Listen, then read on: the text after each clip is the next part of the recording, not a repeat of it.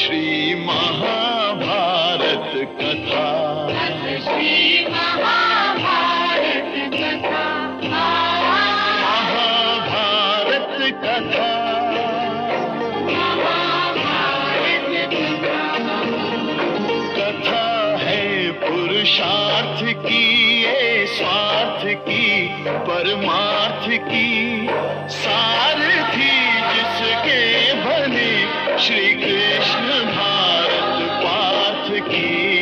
शब्द दिग्घोषित हुआ जब सत्य सार्थक सर्वथा, शब्द दिग्घोषित हुआ।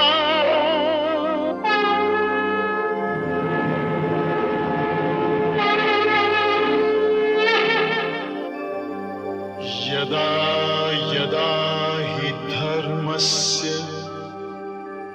ग्लानिर्भवति भारत,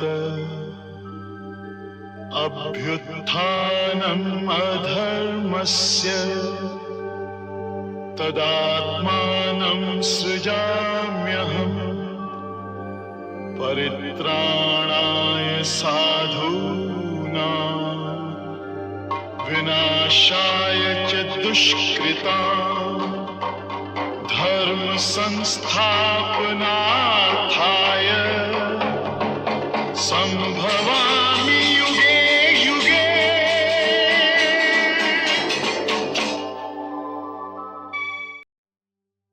और जब वह सड़क से गुजर रहा था तो उसने एक असाधारण आकार का बैल और असामान्य कद का एक आदमी देखा।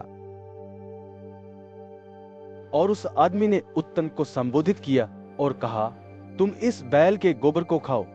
हालांकि उत्तम का अनुपालन करने को तैयार नहीं थी।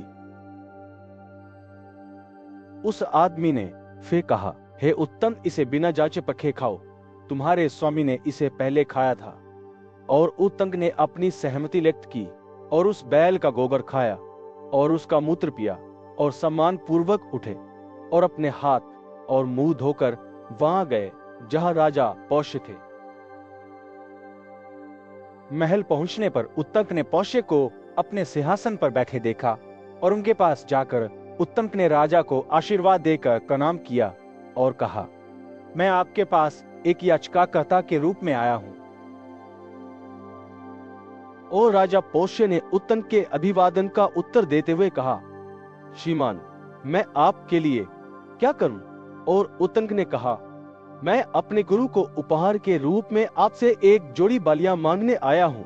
ये आपके लिए उचित है कि आप मुझे रानी द्वारा पहनी गई बालियां दें। और उत्तम महिलाओं के अपार्टमेंट में चला गया, लेकिन जब वो रानी को नहीं खोज सका तो उसने फिर से राजा को संबोधित करते हुए कहा, ये उचित नहीं है कि आप मेरे साथ छल करें। आपकी रानी जी अपार्टमेंट में नहीं है, क्योंकि मैं उसे नहीं पा सका। राजा ने इस प्रकार संबोधित किया, कुछ देर तक विचार किया और उत्तर दिया, महोदय, ध्यान से याद करें कि क्या आप भोजन की अशुद्धियों के संपर्क के परिणाम स्वरूप अपवित्रता की स्थिति में हैं। मेरी रानी एक पवित्र पत्नी है और उसे देखा नहीं जा सकता है किसी ऐसे व्यक्ति द्वारा जो भोजन के अवशेषों के संपर्क में आने के कारण अशुद्ध है। और उत्तम इस पर सहमत हो गया, पूर्व की ओर अपना चेहरा करके बैठ गया और अपना चेहरा, हाथ और पैर अच्छी तरह से धोया। और फिर उसने बिना किसी शोर के मैर और झाग से मुक्त और गर्म नहीं 3 बार पानी पिया और उसके पेट तक पहुंचने के लिए पर्याप्त है। और फिर उसने अपने अंगों, आंख, कान आदि के छिद्रों को पानी से छुआ। और ये सब करने के बाद वह एक बार फिर महिलाओं के अपार्टमेंट में प्रवेश किया और इस बार उसने रानी को देखा और जैसा कि रानी ने महसूस किया, उसने उन्हें आदर पूर्वक सलाम किया और कहा, आपका स्वागत है श्रीमान, मुझे आदेश दीजिए कि मुझे क्या करना है। और उत्तंगा ने उससे कहा, तुम्हें अपने कान की बालियां मुझे दे चाहिए। मैं उन्हें अपने गुरु के लिए उपहार के रूप में मांगता हूं।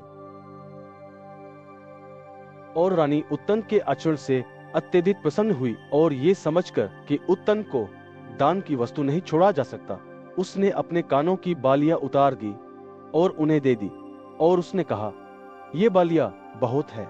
नागों के राजा तक्षक की बहुत इच्छा थी, इसलिए तुम्हें उन्हें अत्यंत सावधानी से रखना चाहिए। और जब उत्तम को यह बताया गया तो उन्होंने रानी से कहा, महिला, किसी भी आशंका में मत रहो। सांपों का मुखिया तक्षक मुझसे आगे निकलने में सक्षम नहीं है। और ये कहकर और रानी से विदा लेकर वो पौष्य की उपस्थिति में वापस चला गया। और ये कहकर और रानी से विदा लेकर वह पौषा की उपस्थिति में वापस गया और कहा, औष्य, मैं संतुष्ट हूं। तब पौष्य ने उत्तंक से कहा, दान की उपयुक्त वस्तु केवल लंबे अंतराल पर ही प्राप्त की जा सकती है। आप एक योग्य अतिथि हैं, इसलिए क्या मैं श्राद्ध करने की इच्छा रखता हूं। आप थोड़ा विलंब करें। और उत्तंका ने उत्तर दिया, हाँ, मैं रुकूंगा और विनती करूंगा कि जो स्वच्छ प्रावधान तैयार है उन्हें जल्द ही लाया जा सके। और राजा ने अपनी सहमति व्यक्त करते हुए उत्तंक का यथोचित सत्कार किया। और उत्तंक ने यह देखकर कि उसके सामने रखे भोजन में बार थे और वो ठंडा भी था, उसे अशुद्ध समझा। और उसने पौष्य से कहा, तू मुझे अशुद्ध भोजन देता है, इसलिए तू अपनी दृष्टि खो देगा। और पौष्य ने उत्तर दिया, और क्योंकि तू शुद्ध भोजन में अपवित्रता का आरोप लगाता है, इसलिए तू निसंदेह रहेगा। और उत्तंक ने उत्तर दिया, मुझे अशुद्ध भोजन देने के बाद बदले में मुझे शाप देना उचित नहीं है। दिव्य प्रमाण द्वारा स्वयं को संतुष्ट करें। और पौष्य ने उस कथित भोजन को अशुद्ध देखकर उसकी अशुद्धता से संतुष्ट हो लिया। और पौष्य ने यह सुनिश्चित कर लिया कि भोजन वास्तव में अशुद्ध था, ठंडा था और बालों से मिश्रित था, जैसा कि यह बिना बालों वाली महिला द्वारा तैयार किया गया था। ची को शांत करना शुरू कर दिया उत्तंगा। और पौष्य ने उत्तंक को शांत करते हुए कहा, सर, आपके सामने रखा भोजन ठंडा है और उसमें बाल भी हैं जो पर्याप्त देखभाल के बिना तैयार किया गया है। इसलिए मैं आपसे प्रार्थना करता हूं कि मुझे क्षमा करें, मुझे अंधा न होने दें। और उत्तम ये कहकर कानों में हुंडर लेकर चला गया। सड़क पर उत्तम को अपनी ओर एक नग्न भिखारी आता हुआ दिखाई दिया, जो कभी सामने आता और कभी गायब हो जाता। और उत्तम ने कान की बालियां जमीन पर रख दी और पानी लेने चला गया। इसी बीच भिखारी तेजी से वहां आया और बालियां उठाकर भाग गया। और उत्तम ने जल से स्नान करके स्वयं को शुद्ध कर लिया और देवताओं तथा अपने आध्यात्मिक गुरुओं को श्रद्धापूर्वक प्रणाम करके अत्यंत तेजी से चोर का पीछा किया। लेकिन उसी क्षण उस व्यक्ति ने जब्त कर लिया भिखारी का रूप छोड़कर और अपना असली रूप यानी तक्षक का रूप धारण कर लिया। तेजी से जमीन में खुले एक बड़े गड्ढे में घुस गया। और उत्तंका ने रानी के शब्दों को याद करते हुए सर्प का पीछा किया और छड़ी से छेद खोदना शुरू कर दिया, लेकिन ज्यादा प्रगति नहीं कर पाई। और इंद्र ने उसके संकट को देखकर उसकी सहायता के लिए अपना वज्रबोल्ट वज्र भेजा। तब वज्रबोल्ट ने उस छड़ी में प्रवेश करके उस छेद को बड़ा कर दिया और इसमें प्रवेश करने पर उन्होंने नागों के क्षेत्र को अनंत विस्तार में देखा, जो सैकड़ों महलों और बुर्जों और गुंबदों और प्रवेश द्वारों के साथ सुंदर हवेली से भरा हुआ था। विभिन्न खेलों और मनोरंजन के लिए अद्भुत स्थानों से भरपूर था। और तब उत्तम ने नागों की महिमा की निम्नलिखित श्लोक द्वारा, हे नागो राजा ऐरावत की प्रजा, युद्ध में तेजस्वी और हवा से चलने वाले बिजली के बादलों की तरह मैदान में हथियार बरसाने वाले सुंदर और विभिन्न रूपों वाले और कई रंगीन कानों की बालियों से सुसज्जित, हे ऐरावत के बच्चे, तुम चमकते हो जैसे आकाश में सूर्य गणना के उत्तरी तक का नागों के अनेक निवास स्थान हैं। मैं निरंतर महान नागों की आराधना करता हूँ। ऐरावत के अलावा कौन सूर्य की जलती हुई किरणों में चलना चाहेगा?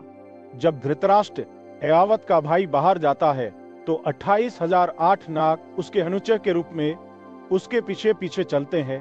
तुम जो उसके पास चलते हो और तुम जो दूर रहते हो, उनसे मैं आप सभी को प्रणाम करता हूं, जिनके पास आपके बड़े भाई के लिए ऐरावत है। हे तक्षक, जो पहले कुरुक्षेत्र और खानव के जंगल में रहते थे, मैं कानों की बालियां पाने के लिए भी आपकी पूजा करता हूं। तक्षक और अश्वसेन, आप निरंतर साथी हैं जो अक्षुमती के तट पर कुरुक्षेत्र में रहते हैं। मैं तक्षक के छोटे भाई प्रसिद्ध शूरसेन की भी पूजा करता हूँ, जो नागों का मुखिया प्राप्त करने की दृष्टि से महात्युम नामक पवित्र स्थान पर रहते थे। ब्रह्मंक्षी उत्तंग ने मुख्य नागों को इस प्रकार नमस्कार किया, तथापि कान के कुंडल प्राप्त नहीं किए। तब वे बहुत विचारशील हो गए। और जब उसने देखा कि सांकों की पूजा करने के बावजूद भी उसे बालियां नहीं मिली, तो उसने अपने चारों ओर देखा और दो महिलाओं को एक करके पर एक अच्छे शटल के साथ कपड़े का एक टुकड़ा बुनते हुए देखा, और करके में काले और काले रंग के कपड़े थे, सकेत धाए। और इसी प्रकार उसने 12 तिलियों वाला एक पहिया भी देखा, जिसे 6 लड़के घुमा रहे थे।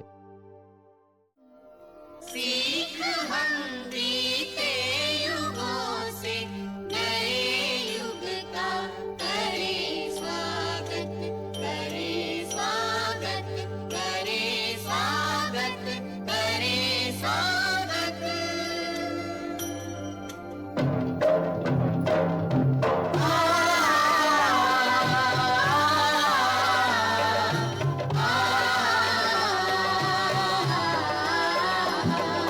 भारत की है कहानी, सदियों से भी